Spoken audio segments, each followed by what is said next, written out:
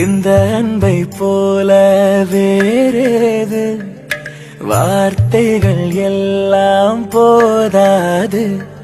எந்த ஊரில் வாழ்ந்திடும் போதும் பறவை சொந்த கூட்டை மறந்திடுமா?